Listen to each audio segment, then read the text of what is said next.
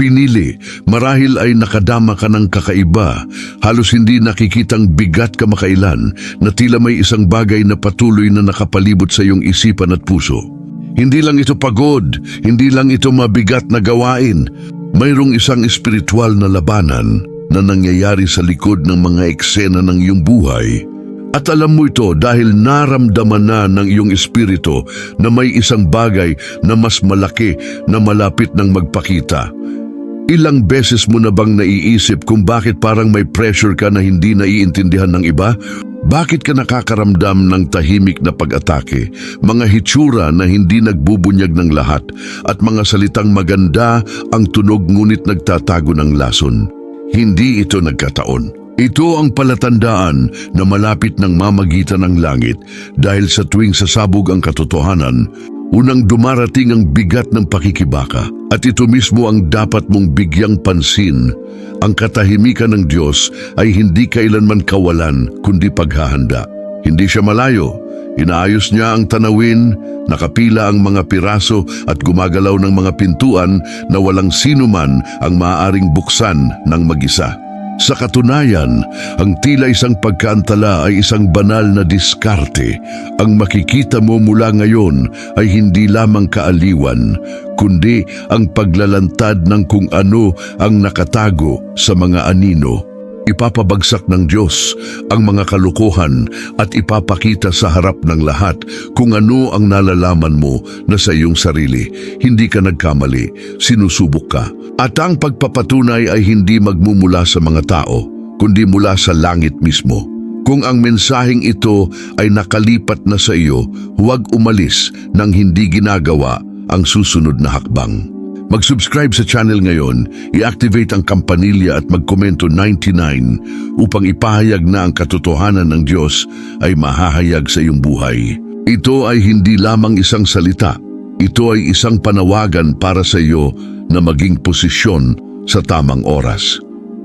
Maghanda dahil kung ano ang darating ay magbabago sa iyong panahon, iyong pangalan at iyong pamana.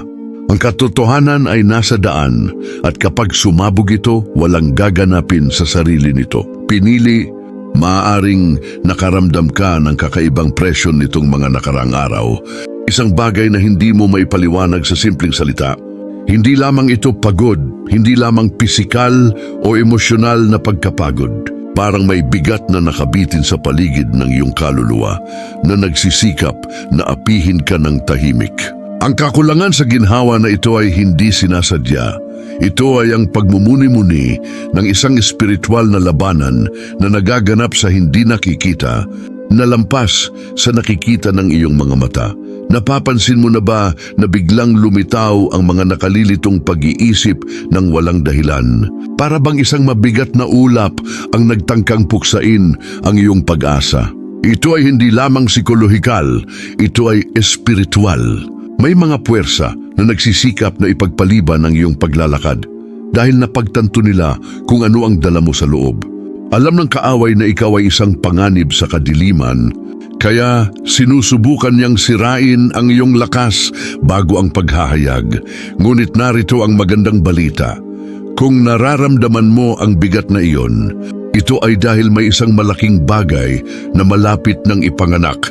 Hindi kailanman papayagan ng langit ang gayong panggigipit kung walang pangako sa pagbubuntis. Ang bawat labanan na inilunsad laban sa isang pinili ay nagpapatunay lamang sa kahalagahan ng kanyang dinadala. Kapag mas matindi ang pakikibaka, mas malaki ang banal na pagpapatunay na malapit ng makita. Marami sa paligid mo ang hindi nakakaintindi dahil hindi sila dumadaan sa parehong proseso. Pakiramdam mo ay hindi ka nauunawaan kahit na nakahiwalay, ngunit hindi ito paghihiwalay ng tao. Ito ay banal na paghihiwalay.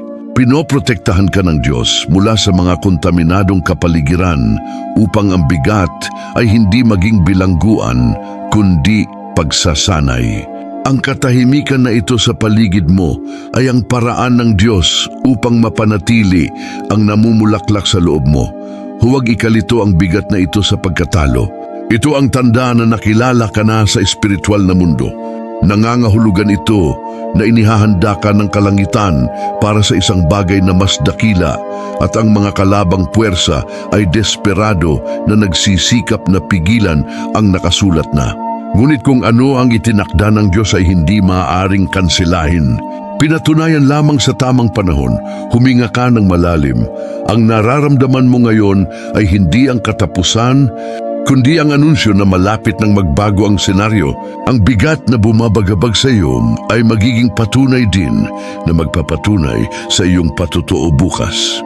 Humawak ka ng mahigpit dahil ang labanan na ito ay hindi upang sirain ka, kundi upang ibunyag ka. Ang isa sa mga pinakamalaking espiritual na sakit ay kapag ikaw ay nananalangin, sumigaw, umiiyak at tila ang langit ay nananatiling sarado. Ang katahimikan ng Diyos ay maaaring makasakit ng higit sa 1,000 mga akusasyon dahil inaasahan mo ang agarang tugon, ngunit natatanggap mo lamang ang alingawngaw ng iyong sariling tinig.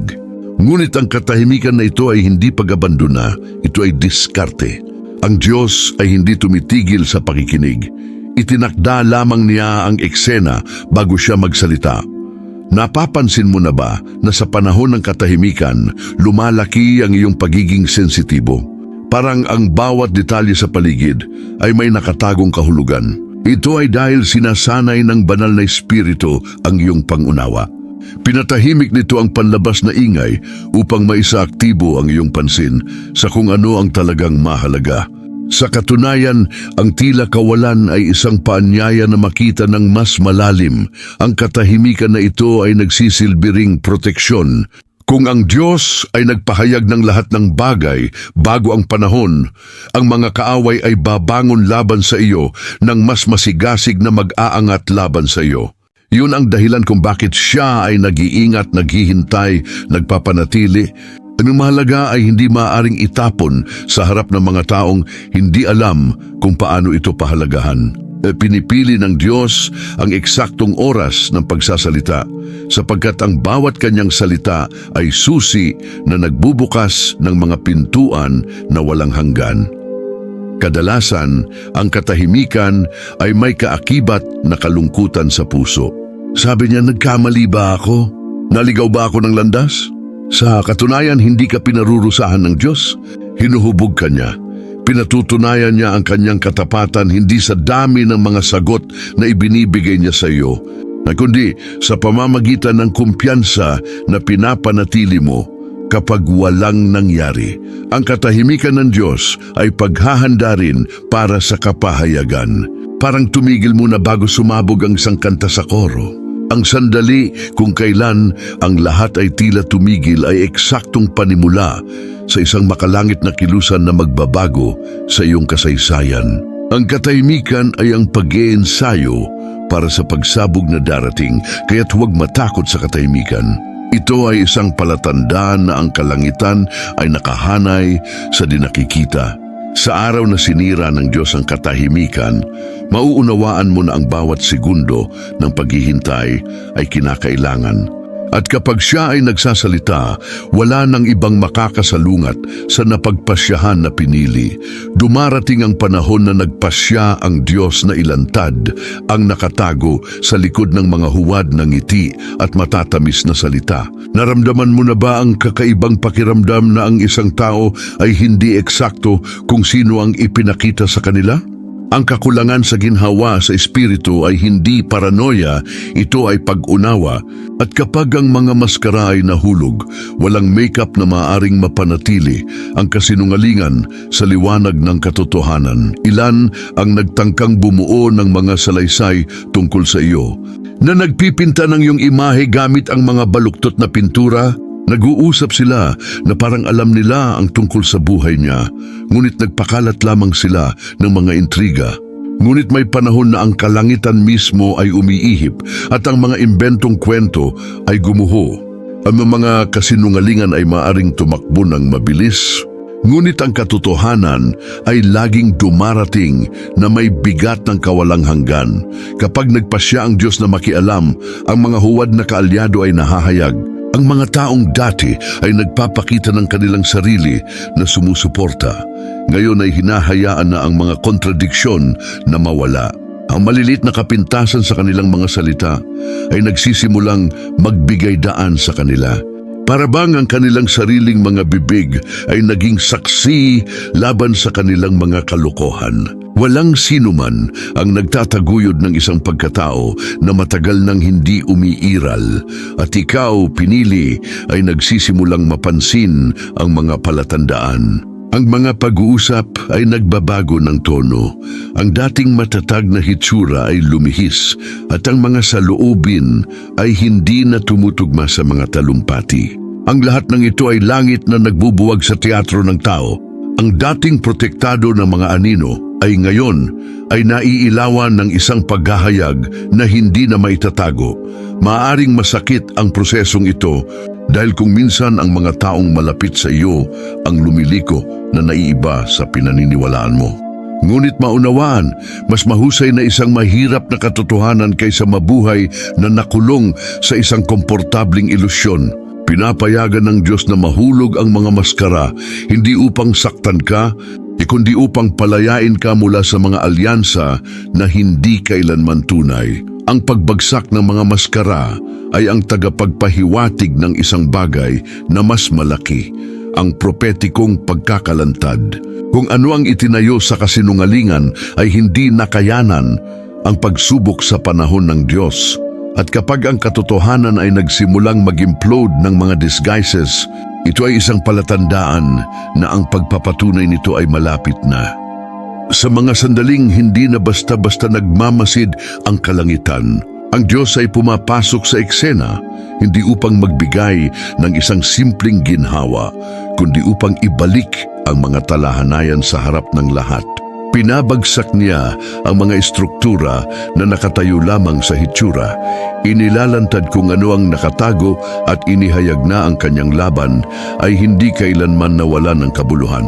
Ang tila katahimikan ngayon ay nagiging nakikitang pagkilos. Marahil ay naghintay ka na sa araw na iyon na nagtanong, Panginoon, hanggang kataga? Ang sagot ay dumarating sa anyo ng intervention. Kapag ang kamay ng Diyos ay nakahawak sa sitwasyon, walang nananatiling pareho. Yung binalaklaban sa iyo ay nawawalan ng lakas. At kung ano ang tila isang tagumpay para sa iyong mga kaaway, ay nagiging isang kahihiyan sa harap ng publiko. Ito ang panahon kung kailan ang banal na katarungan ay hindi lamang pinag-uusapan, kundi ipinapakita ang pahintulot ng Diyos ay hindi humihingi ng pahintulot. Dumadaan ito sa mga saradong pintuan, sinisira ang mga hindi nakikitang kadena at nagbubukas ng mga katotohanan na hindi nais makita ng sinuman. Ang espiritual na backstage ay nagiging nakikita at ang nakatagong balangkas ay nawawala tulad ng usok sa harap ng hangin. Sa puntong ito, napagtanto ng pinili na hindi siya nag-iisa, naghahanda lang siya at kapag nagpasya ang langit na kumilos, ang kaayusan ay malinaw, yaong nakatago ay bubunyag, yaong nag-aalinlangan ay mapatunayan, at yaong sinubukan nilang burahin sa iyo ay ibabalik ng may dobling karangalan. Ang interbensyon ay hindi bahagya, ito ay kabuuan. Umaabot ito sa mga lugar na hindi mo man lang naisip na kailangan mong ayusin. Huwag mag-alala kung ang pagkilos ng Diyos ay yumanig sa mga tao, lugar o maging sa mga sistema.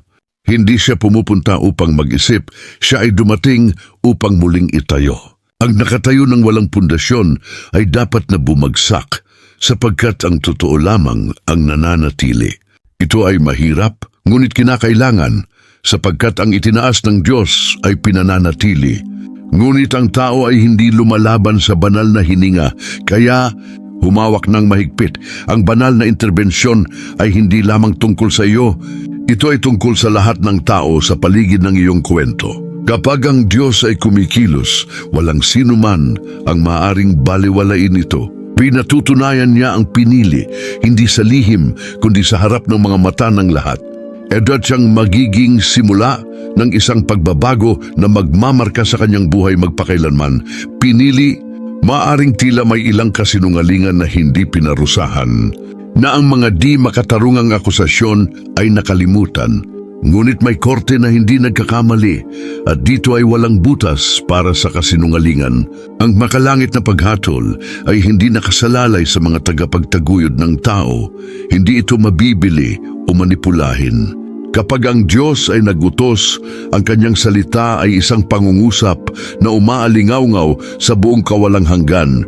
Inakusahan ka, pinili at pinagtatawanan pa, ngunit wala sa mga ito ang hindi napapansin. Ang langit ay may mga talaan na hindi kumukupas at ang bawat salita na ibinabato sa iyo ay nasa harap ng banal na timbangan.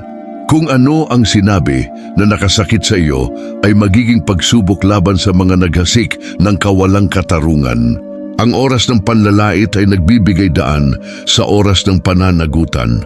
Ang makalangit na paghatol ay dumarating hindi lamang upang parusahan, kundi upang itama. Inilalantad nito ang mga puso. Inihahayag ang mga intensyon at ipinapakita kung sino talaga ang nasa liwanag at kung sino ang lumakad sa kadiliman. Walang saysay ang pagkukubli nito. Sa hukuman ng Diyos ay walang mga maskara, tanging hubad at malinaw na mga katotohanan. Marahil ay nagtataka ka, Panginoon, bakit napakatagal? Simple lang ang sagot, ang Diyos ay makatarungan kahit na sa paghatol.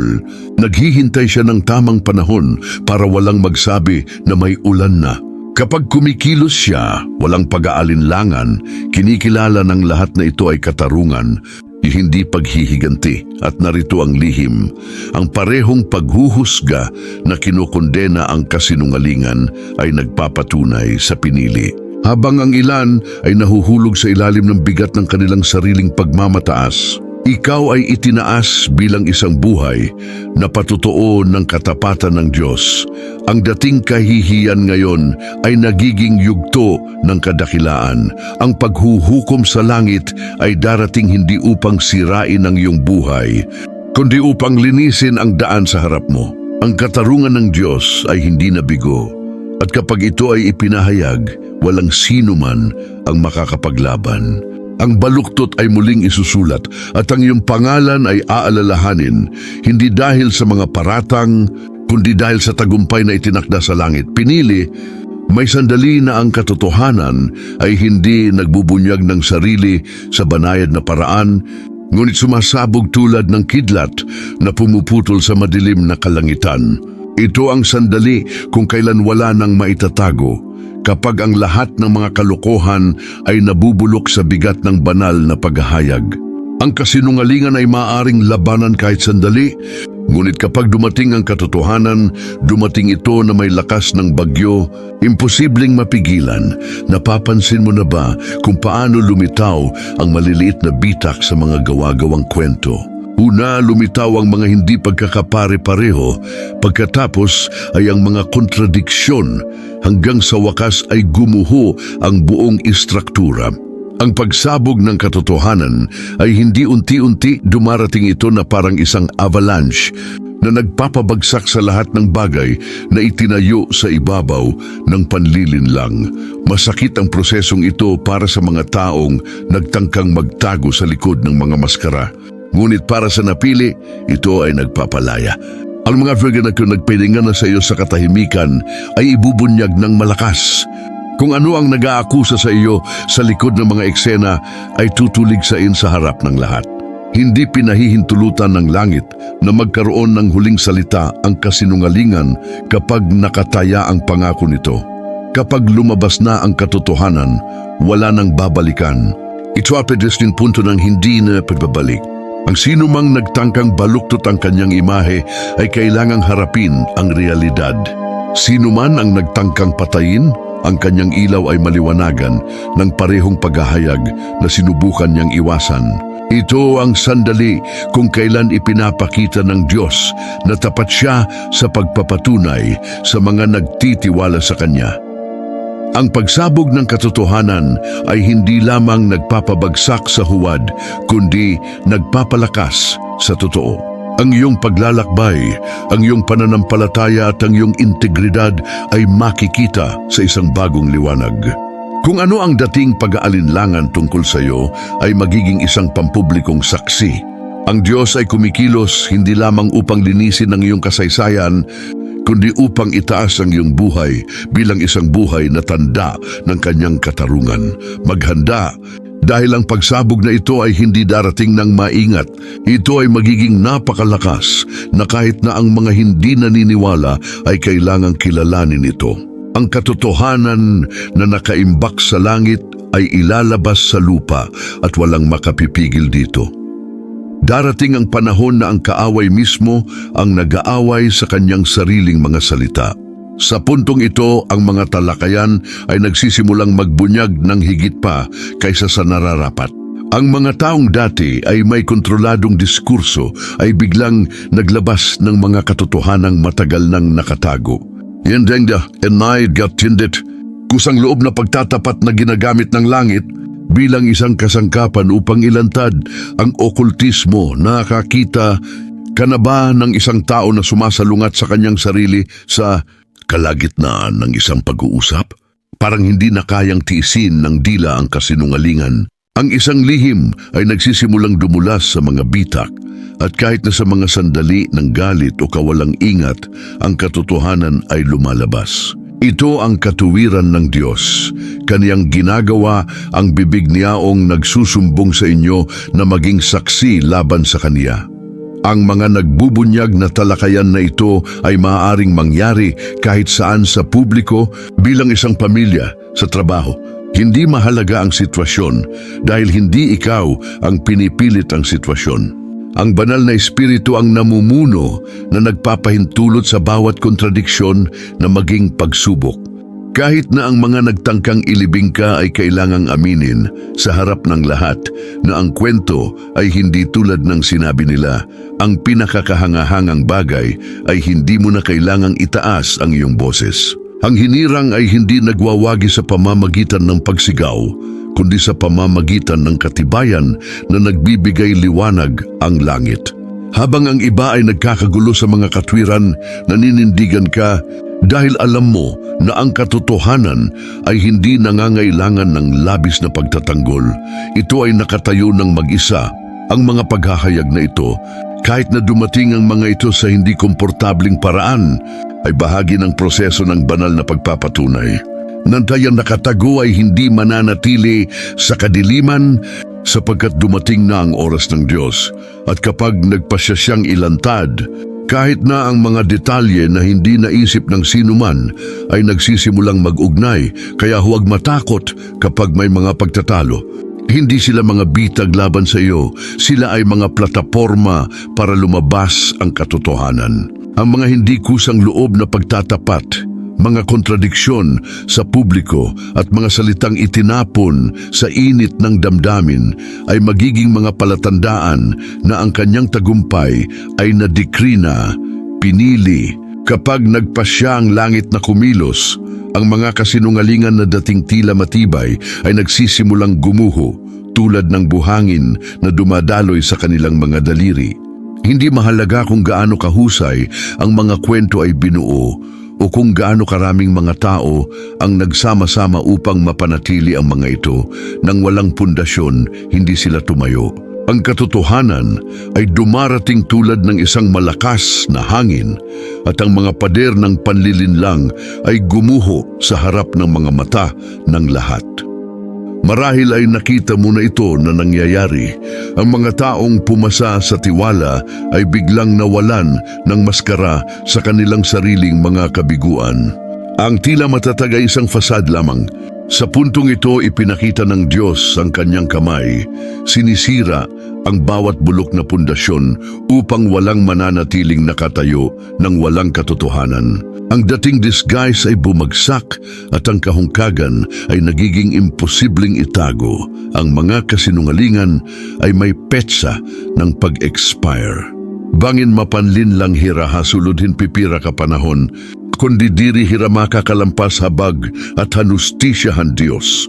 At kapag dumating ang oras para sa pagkasira, walang nakakumbinsi na argumento, walang pagmamanipula na gumagana. Ito ang sandali kung kailan napagtanto ng lahat na ang tila kapanipaniwala ay walang iba kundi isang kalokohan. Para sa mga napili, ang pagkahulog na ito ay hindi dahilan para sa pagmamalaki, kundi para sa kumpirmasyon. Alam mo na hindi mo kailangang ipagtanggol ang iyong sarili gamit ang iyong sariling mga kamay. Ang Diyos ang nakipaglaban sa digmaan at ipinakita na ang kanyang katapatan ay hindi walang kabuluhan. Habang bumabagsak ang mga pader ng mga kasinungalingan, ang kanyang integridad ay tumataas bilang patotoo at ang pagkawasak ay hindi nangyayari sa katahimikan. Ito ay nagsisilbing babala sa lahat ng nanonood mula sa malayo, hindi nagpasya na maniwala sa katotohanan. Hinahayaan ng Diyos na mawasak ang kasinungalingan sa harap ng marami upang walang mag-alinlangan kung sino ang tama. Ang nakatago ngayon ay nagiging malinaw at ang pagpapatunay ay nagmumula sa itaas. Kaya huwag matakot kapag ang mga huwad na istruktura ay nagsimulang gumuho. Tanda ito na dumating na ang panahon ng hustisya. Ang bawat pagkahulog ay patunay na ang iyong kasaysayan ay muling isinusulat ng Diyos mismo at walang makabubura sa kung ano ang kanyang napagpasyahan na ibunyag. Pinili, walang masakit tulad ng pagkakaroon ng iyong pangalan na nadungisan ng mga kasinungalingan at hindi makatarungang paratang.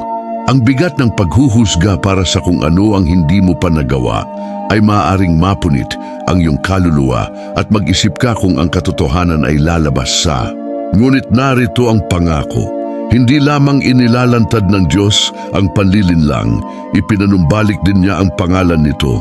Kung ano ang ginamit upang mapahiya ka ay magiging isang yugto ng karangalan. Marahil ay nawalan ka ng pagkakaibigan, pagkakataon o kahit na mahahalagang pintuan dahil naniniwala ka sa mga baluktot na salaysay. Ngunit hindi kailanman nakakalimutan ng langit. Sa panahon ng Diyos, ang mga taong nag-aalinlangan ay kailangang masaksihan ang pagbabago. Ang kanyang pangalan ay maalala, hindi dahil sa mga paratang, kundi para sa patutuo ng katapatan at tagumpay na isusulat niya sa pamamagitan ng kanyang buhay. Ang banal na pagpapanumbalik ay hindi nangyayari ng lihim. Ito ay pampubliko dahil kailangan nitong maabot, hindi lamang ikaw, kundi pati na rin ang lahat ng nanonood ng iyong trajectory. Ang mga dating tumuturo ay makikilala ngayon. Ang Diyos ay kasama niya, ang Diyos ay kasama niya. Ang pagpapatunay ay hindi magmumula sa mga katwiran ng tao, kundi sa sariling kamay ng Panginoon. At ang pinakamalalim na bagay ay ang pagpapanumbalik na ito ay hindi lamang panlabas, kundi panloob din. Pinagaling ng Diyos ang mga sugat ng iyong puso, binubura ang mga bakas ng paninirang puri at ibinabalik ang kapayapaan na akala mo ay nawala sa iyo. Ang ipinanumbalik na pangalan ay tanda ng isang naibalik na kaluluwa, handang maglakad ng walang timbang at walang takot. Kung ano ang kahihiyan ay magiging patotoo. Ang isang akusasyon ay magiging tanda ng tagumpay. At kapag binuksan mo ang iyong bibig upang ikwento ang iyong kwento, ang bawat luha na nahulog ay isasalin sa mga salitang magpapatibay sa iba pang mga pinili na dumaranas ng parehong pakikibaka. Ang kanyang pangalan ay magkakaroon ng timbang, hindi para sa paninirang puri, ngunit para sa pamana na dala niya, kaya't mag-ingat ng mahigpit. Ang pagpapanumbalik ay napag-uutos na. Ang langit ay nagpasya na ibalik ang pahina at walang sino man ang makakapagsulat muli laban sa kung ano ang nabuklod na ng Diyos. Ang pangalang sinubukan nilang burahin ay maaalala bilang simbolo ng banal na katarungan at ipinag-utos na tagumpay. Pinili, pagkatapos ng pagbagsak ng mga kasinungalingan at pagpapanumbalik ng pangalan, dumating na ang oras upang mabuhay ng isang bagong panahon. Ang yugtong ito ay hindi isang simpleng bagong simula, kundi isang transisyon na minarkahan ng tatak ng Diyos. Ang mga pintuan na dati nang nakalock ay nagsisimulang magbukas. Ang mga landas na tila naharang ay na-access at ang kalangitan ay nag-anunsyo. Wala nang magiging katulad ng dati. Dumaan ka sa di nakikitang timbang, nagtiis ng katahimikan, pinanood ang mga maskara na bumagsak at nahaharap sa hindi makatarungang mga paratang. Ngunit ang lahat ng ito ay paghahanda, panahon na para manindigan, dahil ang bagong posisyon ng Diyos ay hindi tumatanggap ng lumang posisyon. Kinakailangan na pumasok sa oras na ito ng may pananampalataya, tapang at kahandaan. Alam na ang pamana na dala mo ay makakaapekto sa mas maraming buhay kaysa sa iniisip mo. Ang bagong season na ito ay minarkahan ng pampublikong pagpapatunay. Ang nakatago ay nagiging ebidensya, ang pinagdududahan ay nagiging patotoo. Hindi ka na lumalakad lamang bilang isang nakaligtas, kundi bilang isang taong itinaas upang magbigay ng inspirasyon, pamunuan at mag-iwan ng walang hanggang mga marka. Ang karangalan ng Diyos ay nakasalalay sa kanyang kasaysayan. Huwag magulat kung ang mga pintuan ay magsisimulang magbukas ng hindi inaasahan. Langit ang tumutupad sa ipinangako nito. Ang tila hindi naaaabot ngayon ay lalong lumalapit dahil ang Diyos ay hindi lamang nagpapanumbalik, siya ay nagpapalawak. Ang ipananad gulo na ito ay tungkol sa pagpapalawak, tungkol sa pagkuha ng lugar na ipinagkait sa iyo dati, tungkol sa pagpapakita na ang banal na katarungan ay hindi lamang nagwawasto, ngunit dumami. At tandaan, ang bawat tagumpay na nararanasan ninyo ngayon ay hindi lamang para sa inyo, kundi para din sa mga taong mapalakas sa pamamagitan ng inyong patotoo. Ang pamana ng pinili ay hindi individual, ito ay kolektibo. Kung ano ang ginagawa ng Diyos sa iyong buhay ay umaalingaw-ngaw sa iba't ibang henerasyon. Maghanda na dahil nagsimula na ang bagong season na ito. Huwag ka nang tumingin sa likod, huwag mo nang hawakan ang mga lumang sakit. Maglakad ng nakataas ang iyong ulo, sapagkat ang langit ay nagtakda ng tagumpay. At ang kasaysayan na isinusulat ngayon ay maaalala bilang tanda ng kapangyarihan at katapatan ng Diyos. Pinili, matapos dumaan sa napakaraming pagsubok, ngayon nauunawaan mo walang nagkataon. Ang bawat katahimikan, bawat akusasyon, bawat bigat na tila hindi makayanan ay bahagi ng isang proseso ng paghahayag at pagpapatunay. Ang tila kawalang katarungan ay, sa katunayan, ang entablado na itinakda para sa tagumpay na ipinag-uutos na sa kanyang buhay. Ngunit ang tanong na natitira ay, ano ang gagawin mo sa paghahayag na ito? Patuloy mo bang titingnan ang nakaraan, muling buhayin ang mga sakit, o iposisyon mo ang iyong sarili upang mamuhay sa bagong panahon na inihahatid ng Diyos? Ang pagpipilian ay nasa harap mo at ang langit ay naghihintay sa iyong hakbang ng pananampalataya. Huwag hayaang maging alaala lamang ang labanan na iyong napanalunan. Gawin itong patotoo. Ibahagi sa iba kung ano ang ginawa ng Diyos upang ang iyong buhay ay mapalakas sa pamamagitan ng iyong buhay. Ang pamana ng pinili ay hindi lamang ang mabuhay, ito ay ang mag-iwan ng bakas ng pananampalataya at pag-asa saan man siya magpunta. Tandaan, sa tuwing tahimik ka sa harap ng mga kasinungalingan, ang Diyos ay nagsasalita para sa iyo. Sa tuwing magtitiwala ka sa kanyang oras, bumukas ang mga pintuan. Sa tuwing ikaw ay matatag, pinatutunayan ng langit na hindi ka nag-iisa. Ngayon ay tinatanong ko kayo, handa ka bang mamuhay ayon sa banal na pagpapatunay na ito? Handa ka na bang tanggapin ang iyong posisyon at ipagpatuloy ang pamana na inilagay sa iyong mga kamay? Kung gayon, isulat ang 999 sa mga komento bilang isang propesya at pampublikong gawain na naniniwala ka na ang katotohanan ng Diyos ay sasabog sa iyong buhay. At huwag kalimutan, mag-subscribe sa channel. Yun ang mga abiso at sundin ng mga susunod na mensahe. Ang paglalakbay na ito ay hindi nagtatapos dito. Ito ay simula lamang ng isang panahon ng bukas na mga pintuan, banal na katarungan at itinakdang tagumpay.